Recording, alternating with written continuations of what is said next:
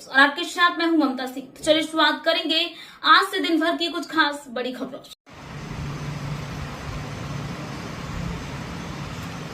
चोरी और ठगाई के मामले में लिंबायत पुलिस को मिली बड़ी कामयाबी। एक साथ 3 अलग अलग मामले को लिंबायत पुलिस ने सुलझाया।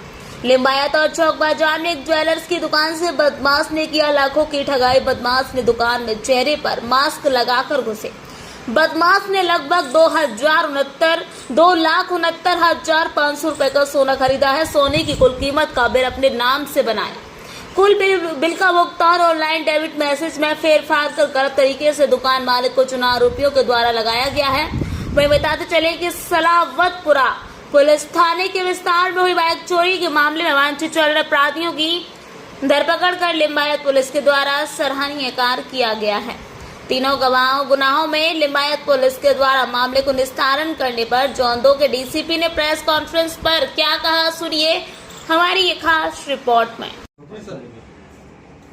लिंबायत પોલીસ સ્ટેશન વિસ્તારમાં એક ગુનો રજીસ્ટર થયો હતો જેમાં ચીટિંગનો બનાવ હતો।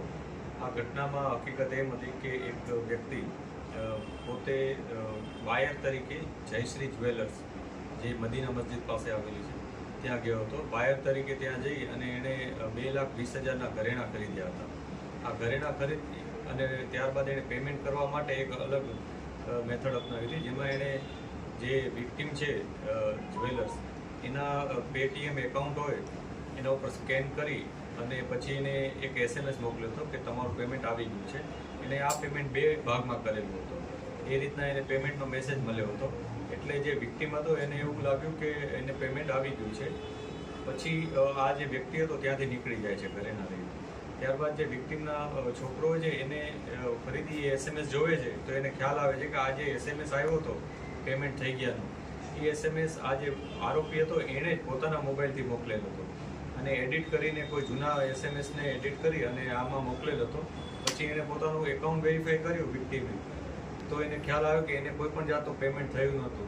એટલે એક અલગ પ્રકારની એમો વાપરી અને આ વ્યક્તિએ છેતરપિંડી કરી હતી જે અનુસંધાને લિંબાયત પોલીસ સ્ટેશનમાં ગુનો નોંધી અને આગળની કાર્યવાહી શરૂ કરી હતી।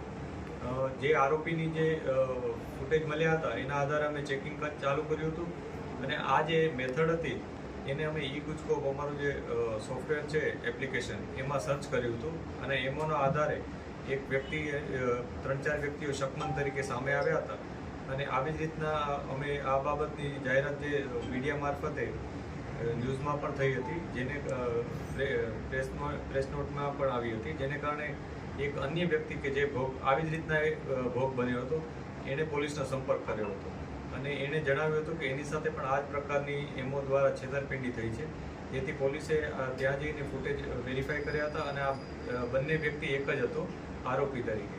એટલે પોલીસે વધારે કન્ફર્મ કર્યું હતું। પછી ટેકનિકલ ઇન્ફોર્મેશન અને હ્યુમન સર્વેલન્સ હ્યુમન રિસોર્સની ઇન્ફોર્મેશન આ બંનેના આધારે અમે એક વ્યક્તિ ઉપર નેરો ડાઉન કરી અને એની પૂછપરછ કરી હતી। છેવટે એણે કબૂલ કર્યું હતું કે આ ઘટનાને અંજામ એણે પોતે જ આપ્યો છે। એનું નામ દેવલ ઉર્ફે ડેવિલ શિંદે છે।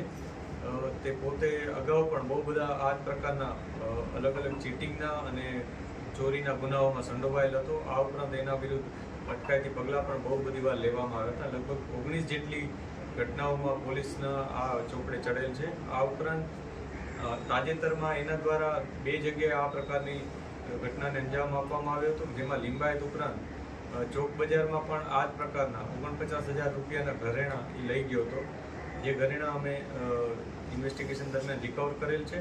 આ ઉપરાંત એક જે સલાબતપુરામાંથી એક બાઇક પણ બર્ગમેન બાઇક છે એ પણ એને ચોરી કરેલી હતી એ પણ અમે ગુનો જે ડિટેક્ટ કરેલ છે। એટલે ટોટલ અત્યારે 3 ગુના ડિટેક્ટ થયા છે અને આની અન્ય વિગત પણ અમે તપાસી રહ્યા છીએ कि अन्य कोई जना पण आमा विक्टिम छे के नहीं।